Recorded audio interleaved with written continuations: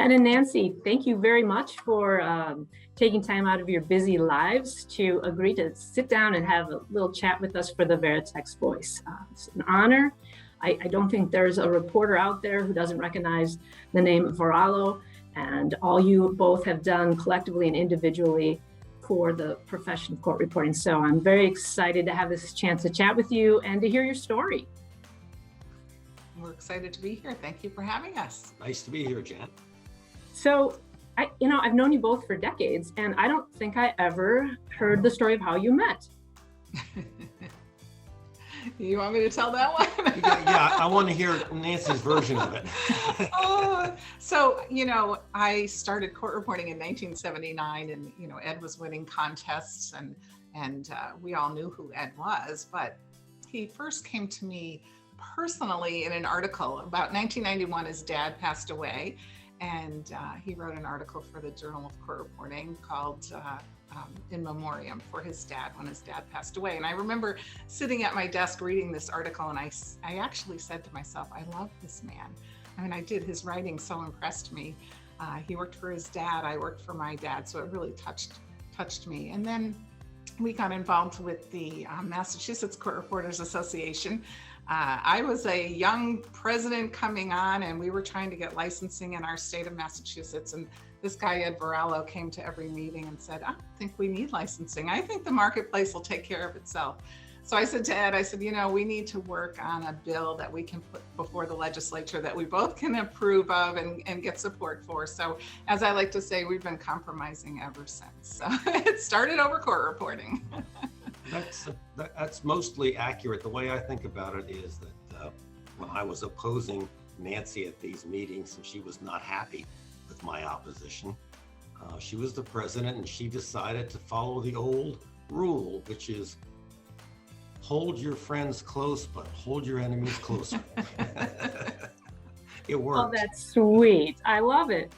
Well, this profession really did bring you together. Yes. Which is wonderful.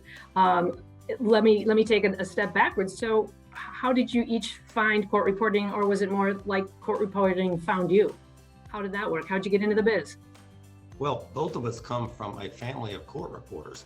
My father was a court reporter, my uncle and two cousins were court reporters.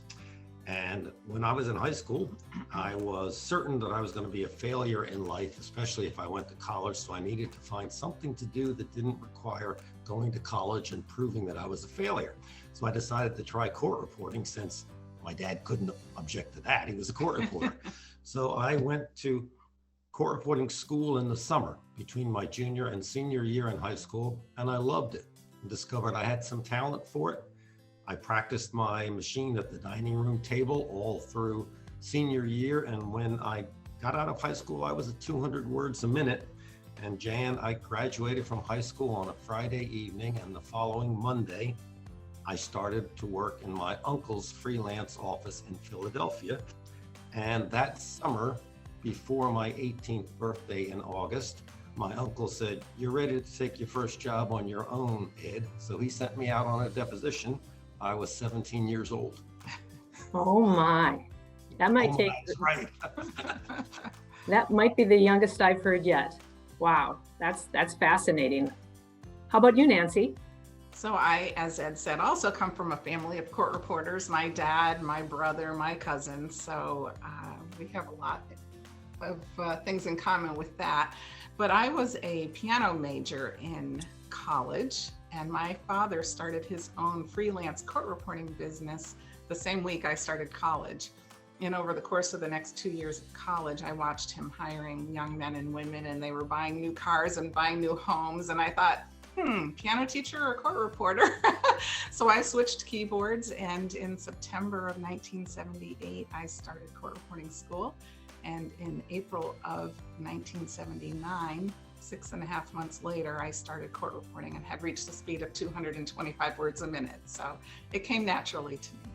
That's the fastest I've ever heard anybody getting to 225 words a minute, 6.5 months. Fantastic. I mean, you guys either rubbed off on each other or something, because I've never heard of these numbers before. They're staggering. And it's interesting. I think so many of us were influenced by someone else. That's how a lot of us found the profession. A lot of us had family in the profession. It's just something to note. So, Nancy, you said your father had started a court reporting agency. Is that different than the Varallo group that you run and own today? It sure is. Yes, I worked with my dad for 22 years, cut my teeth on court reporting and did all kinds of cases. And at some point I decided I really wanted to strike out on my own, but I didn't want to compete with my father and my brother and my cousin and all of the family members.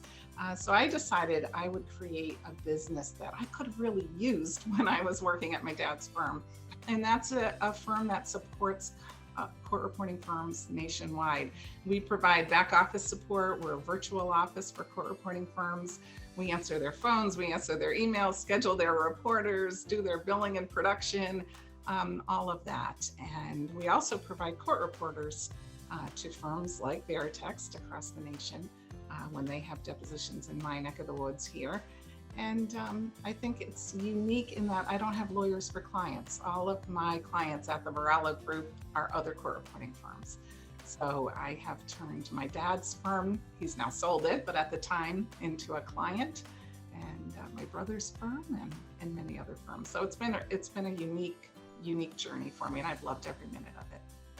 So very unique court reporting agency, and you certainly found an innovative way to meet the unmet needs of a lot of small and mid-sized firms. So great, that's wonderful. And I'm sure your name added to your success, a name we can all trust, a name we all right. So thanks for the yes, there you go.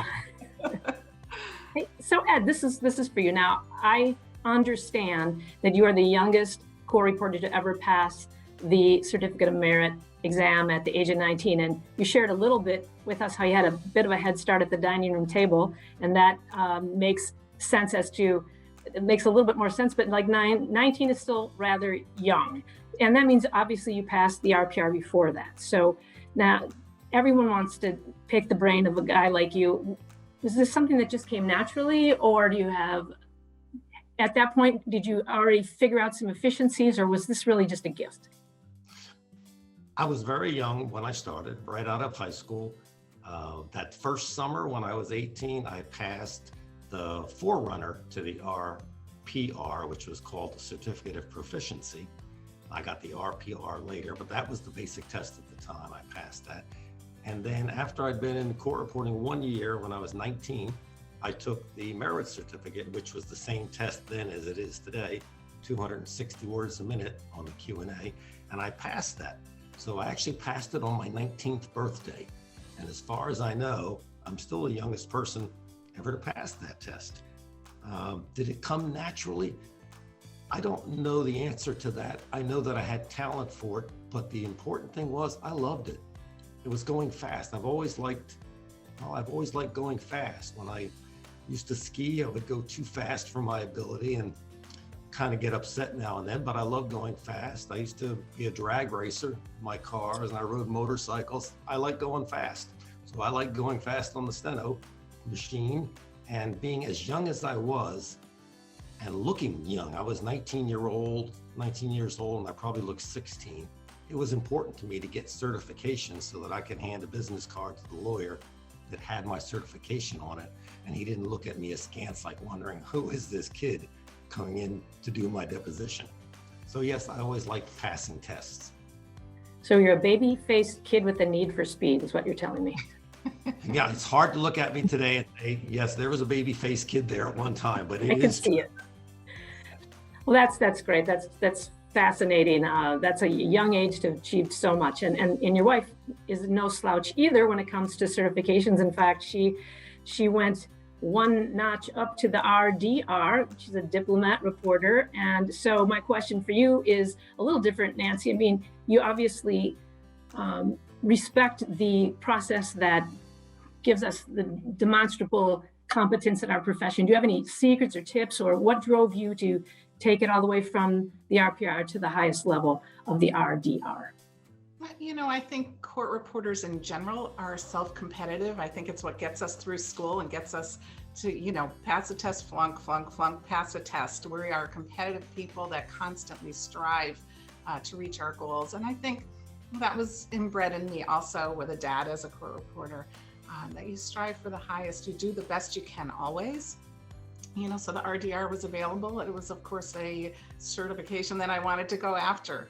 And I think the tips on how to move ahead and get all of your credentials, I think reading is so vital to our career as court reporters. The more we read, the more we learn, the more we know. And I think also networking, being out there and going to conventions, going to meetings, going to seminars, and learning everything we can learn, and ultimately learning from those around us. And I think all of that just kind of brings you together in this kind of stew, this big melting pot of information. And you combine that knowledge with the drive that all court reporters possess, and I think everyone can do it. So I set out to prove I could, and I know, the people that are listening to this interview, they can do the same. I know they can.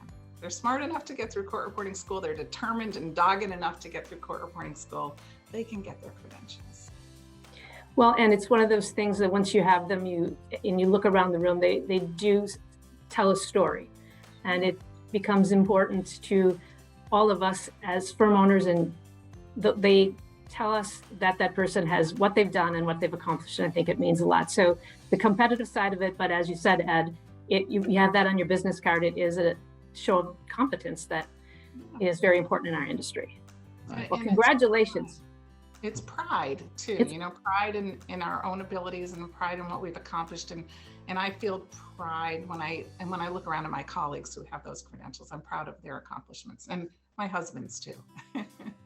Yes, every one of those has been well earned. There's no shortcut around it. So hats off to all of our accomplished certified reporters out there.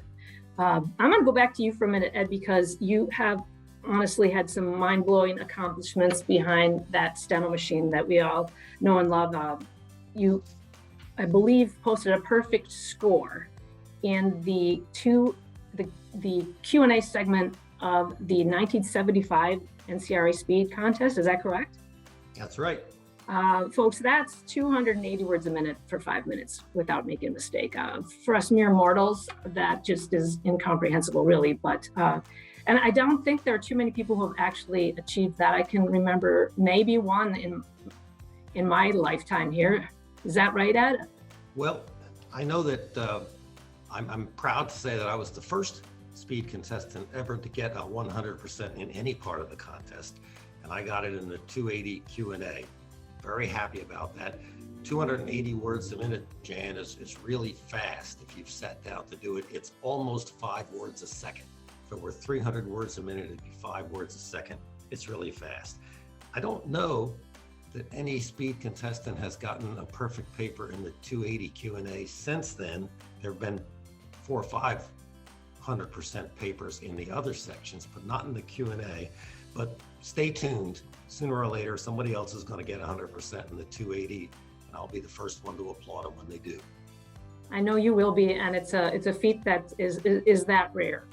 But it's, again, kind of mind-blowing. And so on top of that, so that's 1975, correct? And then the year before that, you just happened to be the speed champion, 1974. Yes. So now in 1975, you were the speed champion as well. That perfect paper, I'm sure, helped. It did. And then, lo and behold, 1 year later, 1976, you once again won your 3rd consecutive National Speed Championship. Yeah. Well, I won 3 times in a row, and there's no one watching us who remembers back in those days, but back that long ago, it was the custom to retire from speed competitions after winning 3 times in a row. So I did that. I retired. I won in 74, 75, 76. I was 30 years old. I retired. But 10 years later, in 1986, I was turning 40 years old, Jan, and I was not happy about that. Actually was a little depressed because I've thought of myself as a young man, but now I'm turning 40. So I decided to set myself a challenge, and I entered the speed contest again.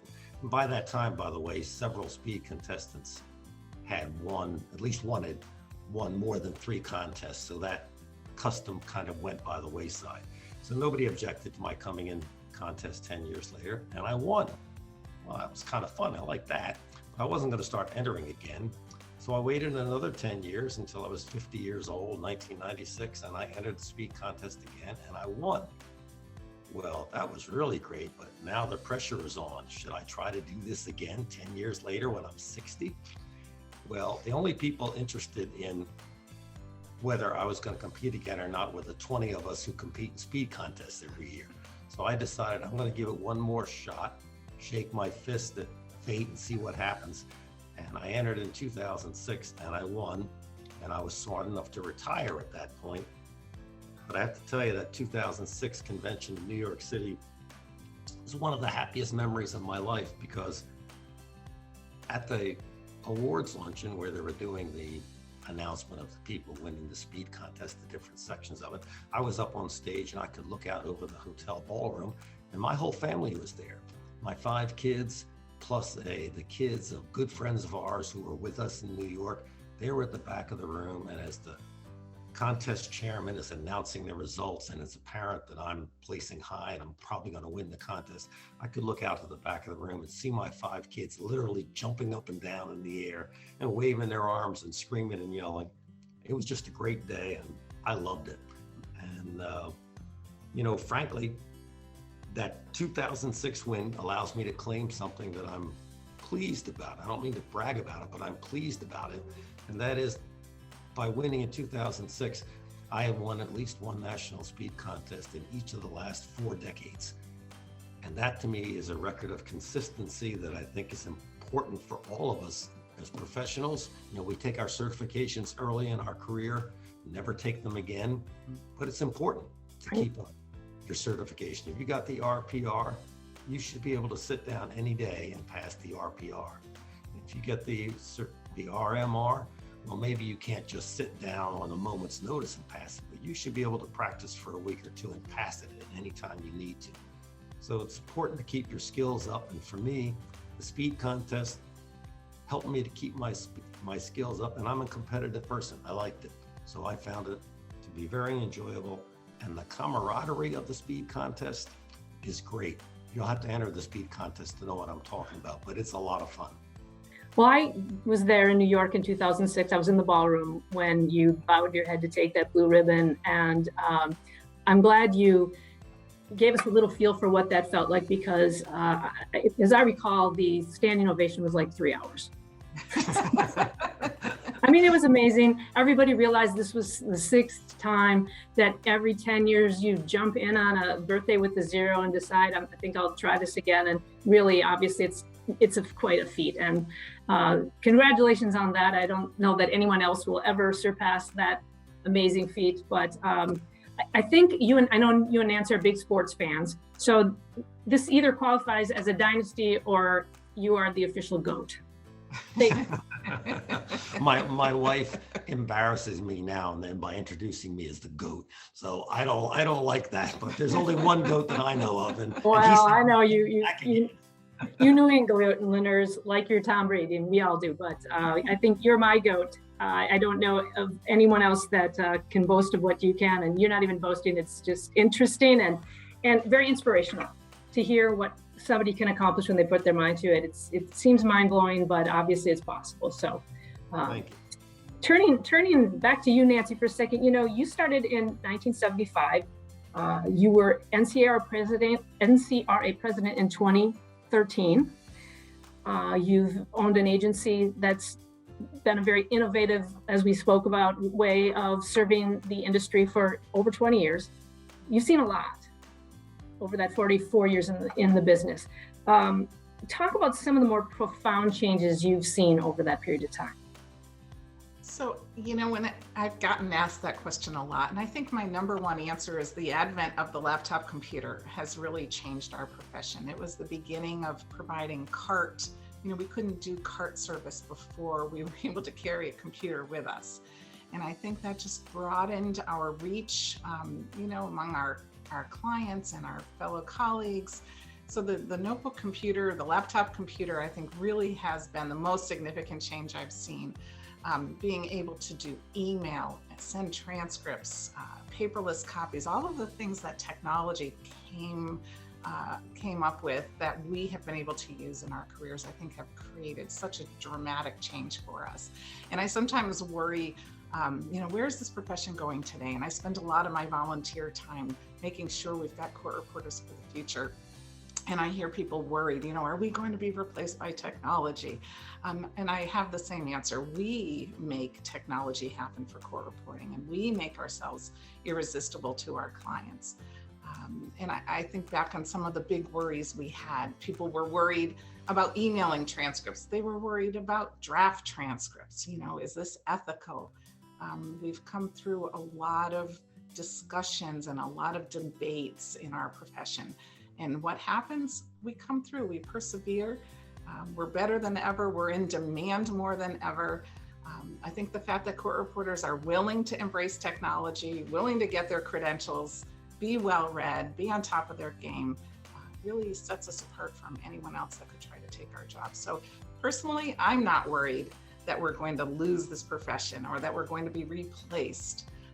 I think we have done really good work as court reporters to make sure we stay on top of that technology. So yeah, I think that's been the biggest change I've seen. The laptop, computer, email, the internet. Oh my gosh, our offices used to be filled with yellow phone books and, places and dictionaries and all kinds of reference materials. So the internet has made our lives so much easier.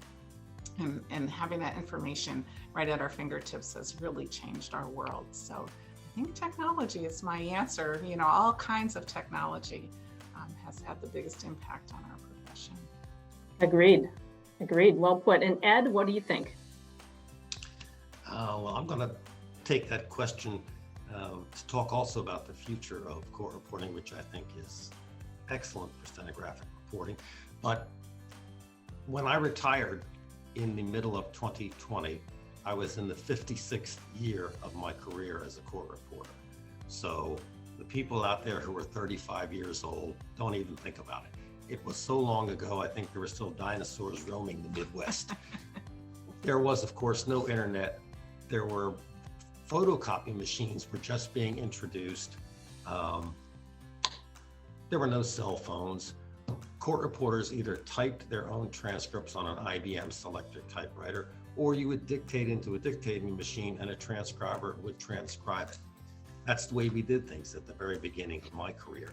And by the way, from the very first day in my career, I was told, we're going to be replaced by tape recorders because there are tape recorders out there and they're less expensive than we are. And I don't know if there's a future in it. Well, some 56 years after I was first told I was going to be replaced by the new technology, I retired, and Steno is still the top technology. But I think our field, Jan, has been an absolute example of the old axiom that the only constant is change. When I started, there was no computers, so you typed everything.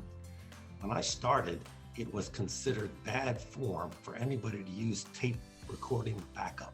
If you used backup for your stenographic notes, that was a sign you weren't competent. So it was not only a matter of pride, but a matter of competence that you would not use a tape recorder to back yourself up. If you took a tape recorder into a deposition room or a hearing room or a courtroom, the lawyers would frown on that. They'd want to know, why do you have the tape recorder there? Can't you do the job? Well, now fast forward today, we have audio sync. It works great. I don't know very many court reporters who would think about going out on their job without turning their audio sync on today. And nobody thinks a thing about that. In fact, if you don't use your audio sync, people are going to ask you, why aren't you using that? You should have that backup on. That's an example of complete about face in our field. It's completely changed. And of course, I also like the fact that court reporting is an example where technology has enhanced our value to the system. Where technology has not replaced us. We have, digital recording of one kind or another that is an alternative to a stenographic recorder, but it's not replacing us. We've adopted computers into our field and we've mastered it and made us better. We can now do real time. And I've been doing real time for 25 years, since the mid-1990s. But for the first 30 years of my career, there was no real time because there were no computers. So I, along with all the rest of us, adopted the computer when it came into our life, and it changed my life completely. I started to do real time and I got paid for it. I started to do draft transcripts and I got paid for it. And because I could do those two things well, I got requested on a lot of work because they wanted that real-time hookup, or in particular, they wanted the draft transcript. It was a very good impetus to keep my skills up at a high level, because they've got to be at a high level to do that well.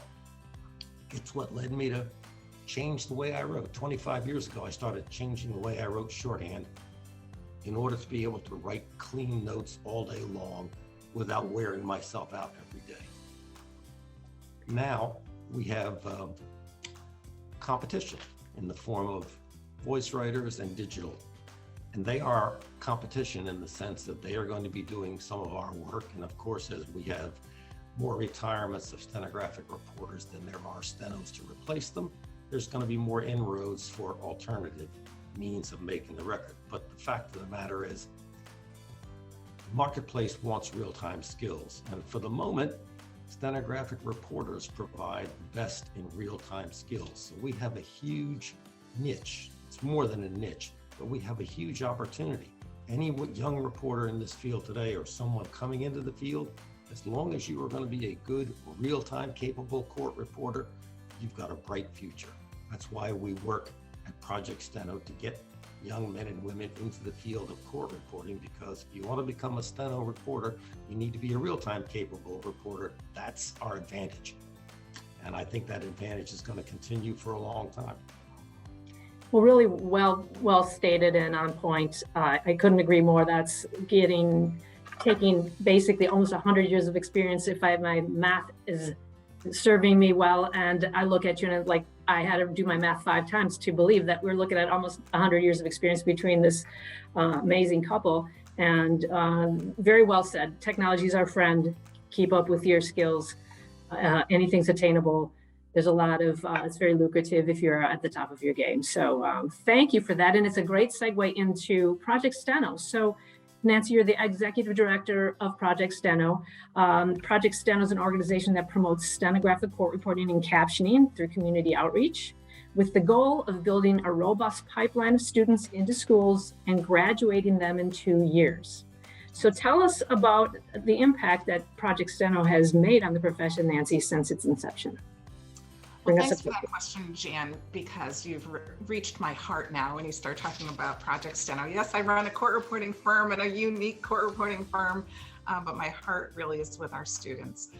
We have a great team. We have a great board and advisory council at Project Steno. There's 11 or 12 of us that have really done amazing work since 2017. And when you ask the question about the impact that we've had, we have a high school program right now that we've been working on diligently for the last year. Tomorrow I'm starting another class in Massachusetts, and I think I've had 8 or 10 classes now in Massachusetts of high school students learning Steno. We've had schools in New Hampshire sign up. We just had 4 high schools in New Hampshire sign up. Texas, we started a school in California last week, a high school program. So we are working very hard through our work to bring attention to this profession to young people. And I think that's where it starts. And we're finding this new embracing, I guess, of our profession from high schools, where before there was a lot of push toward 4-year college degrees. That's what high schools wanted of their students.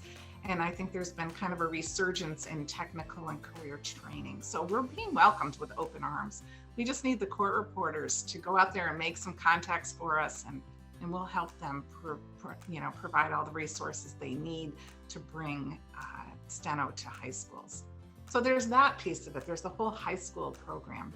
We also have our basic training program, which is the actual manual and textbook that we use in the high schools, but we offer that basic training program to the general public, and it's offered 1 day a week for 6 weeks for about an hour and a half a week.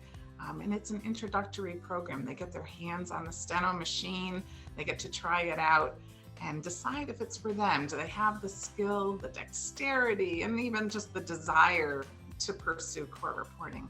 And I think before we had this introductory program, people went to court reporting school and maybe a couple of months into it realized, I really don't like this. I really don't want to do this.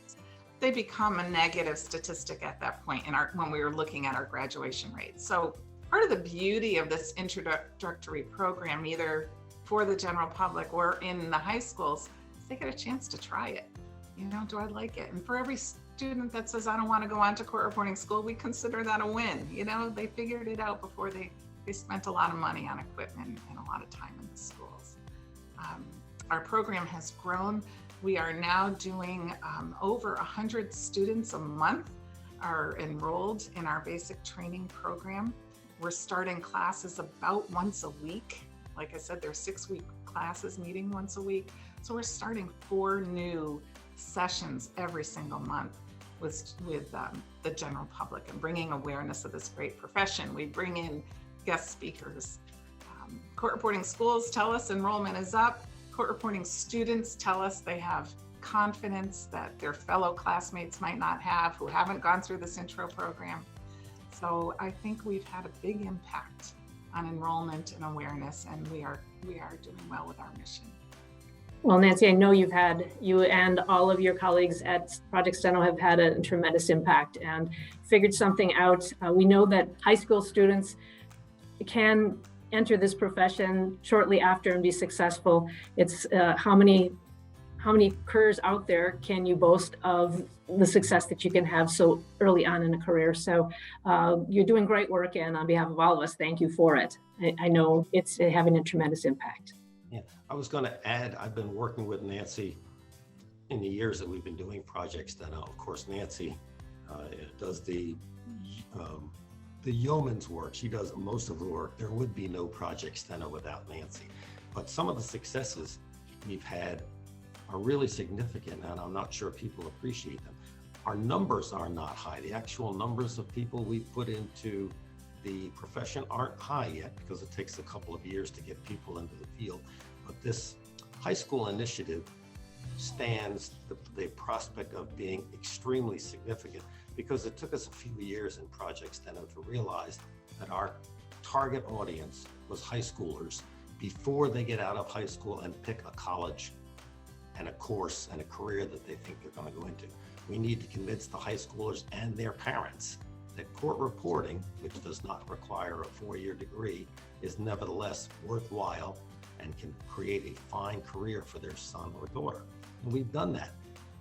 We have helped pay for the tuition for a number of people who came through Project Steno and took this introduction basic training, as Nancy calls it. They've gone on to schools and got some financial support from us, and we've tracked those students. And of those students, 47% of them graduated within 2 years. Now, anyone who's followed statistics and court reporting knows that's phenomenal, because one of the great failures of stenographic court reporting in the last 3 decades is our abysmally low graduation rate, something like 5% or 8% or 10% at the most of people who start court reporting school graduate. Well, because Project Steno has figured out how to vet the people who are most likely to succeed and get them into school, we're seeing a graduation rate of almost 50%. So just think about it. If this high school program becomes successful, there are high schools everywhere. We need a little cooperation from local court reporters to get us an introduction, a foot in the door at your local high school. We'll take it from there. We'll get a basic training program in that school, and we're going to produce a couple of students who want to go on to stenographic school. If we do that all over the country, in 50 states, we're going to solve the problem of the shortage of stenographic reporters. It will have a profound effect, and it seems easy enough. We all know high schools in our area. So send you an email, Nancy? You bet. Nancy at projectsteno.org. Excellent. Excellent. Well, I'm a product of that right out of high school into court reporting school. I think a lot of us are. So it can be done. And I don't think a lot of people realize that. Yeah. That's how a lot of us got our starts. If you don't mind, if I just also explain that the high school program and what I'll call the general public program, our basic training intro course is taught via Zoom.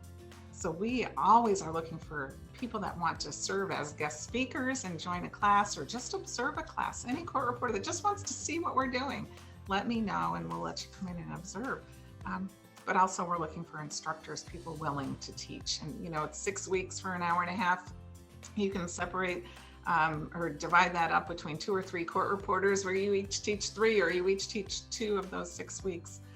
So I want to thank, we've got about 70 court reporters across the country right now as instructors, and I want to thank them for all of their time and their commitment too. Yes, thank all of you. It's a collective work that's making this work. So that's great news for the profession. And again, thank you for all the work you've done, Nancy and Ed. I'm going to wrap it up with a question that I think is kind of fun for someone who may be considering or someone's in school. My favorite question is, hey, you've been out there for a long time. When you're in this business, there's a lot of opportunity to, report the, famous cases, famous people. It's kind of a fun part of our job. So one of my favorite questions to ask is, what is the most prolific case or most famous case or biggest case or famous witness you've seen? Give us a little snap, crackle, pop here for the younger reporters to see what all is out there. He's pointing at me. I'm not sure why. I think, the highlight of my career has been the team that I've been able to assemble to work on the September 11th terrorism cases down at Guantanamo Bay in Cuba. Working with some of the greatest writers and some of the most dedicated court reporters I've ever had the opportunity to work with. We send a team of reporters down there to Gitmo to cover those trials. And I've said this in seminars before, I think what they like most about that assignment is working together as a team. So often in court reporting, you're an independent contractor, you go to a different location every day, and the sense of working as a team isn't always there. And this has really been a wonderful opportunity for court reporters to work and showcase our skills. We've been vetted in the Oval Office. They've discussed us. So we've gotten some real good profiling of our profession just through the work that we're doing. I've done some crazy other cases. Young people might not remember who Abby Hoffman is, but I did a big trial with Abby Hoffman and Amy Carter over a sit-in at the University of Massachusetts. And, so from time to time, you get these really big cases. Most of our work, our everyday work is just that, it's everyday work. But it's not just the high profile cases that make you proud of what you do. When I was doing CART, the hard of hearing and deaf people that I worked with would be so grateful and actually hug us and thank us for the work that we did. And that was the cutting edge of captioning. And they had never experienced anything like that before. So those everyday people just make me personally feel so good about the work I do. And there's the everyday cases, the plaintiffs that have injuries or damages, and you're an integral part of their right to our judicial system. And it just every single day, I feel proud of the work I do and humbled by the stories I hear, because people really have trouble and we're there to help them through that trouble. So proud of that work. Excellent. What about you, Ed? That was a good answer, honey. I mean, all your answers are good, but that was a good answer. My CART work, I love doing that. Yeah, the only time I've ever been hugged on the job was by people, hard of hearing people who we did CART work for. But I have to say that now that I'm retired, I'm finally getting to pursue one of my lifelong interests, which is history, American history, some philosophy, but current events, basically how the world works. So when I think back on the cases that I've reported in my half-century career, it's cases that I remember that gave me more opportunity to understand how big things work. One of them years ago was, got hired to do a daily copy trial that went on for months and months in Santa Fe, New Mexico. At the time, we were doing state-of-the-art things, and I won't go into it because it was a long time ago, but it was billed in the financial press as the biggest civil litigation ever of that sort. And the local Santa Fe newspaper came out and interviewed me and my team. And when I saw the Sunday edition of the paper, there was a big picture of me, the whole top of the front page of the Santa Fe newspaper with an interview of us. That was fun. And because I love history. In the early 1990s, I'll just mention one other case. There's too many for me to mention, but one other one that I thought was really unique.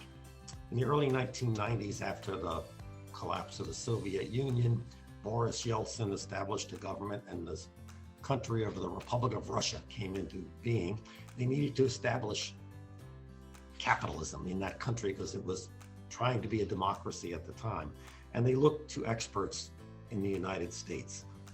There was a big deal litigation between USAID, a big agency of the government that funded all this help, and Harvard University and the Yeltsin government in Russia.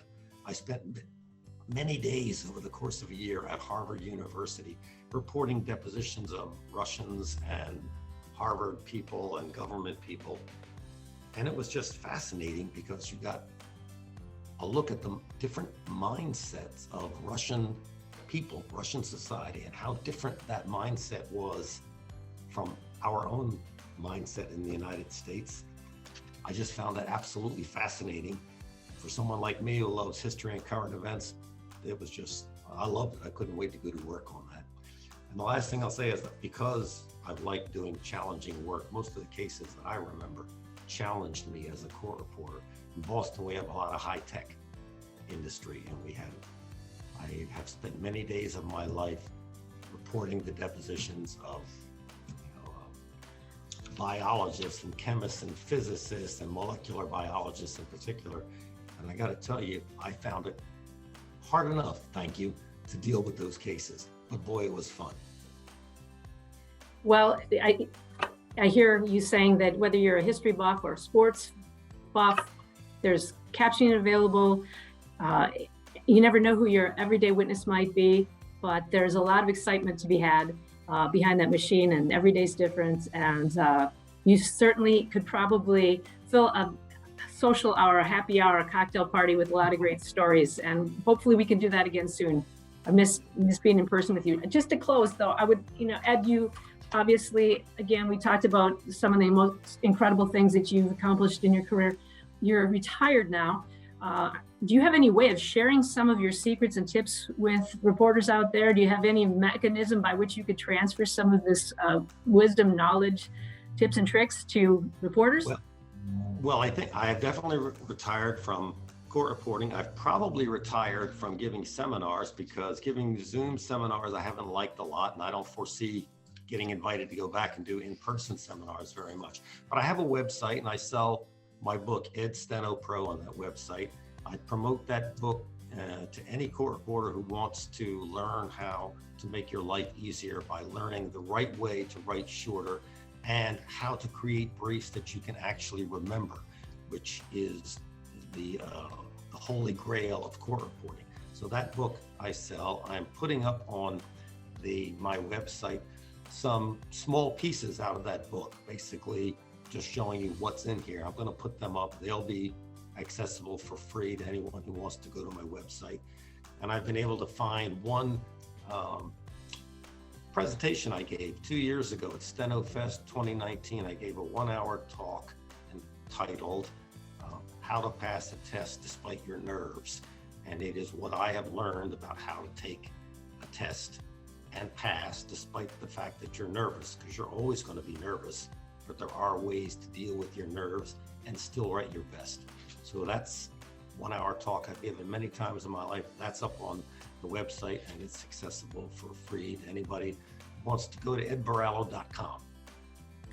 Well, you're a tried and true product of excellence, and I would consider that to be a Bible of sorts. And anyone who wants to be a better writer should run out and this is a free plug, because I just believe that you've attained what we would all in our dreams love to attain. And if it's written down somewhere and available, we should all take advantage of that. So thank you for that, Ed, and Nancy as well. Thank you both for your time today. It's been so fun to see you. It's been too long.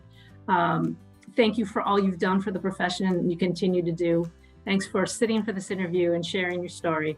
And we wish you all the best here at Veritext. Thank you. It's been fun to be here. Thank you so much, Jan. Thank you.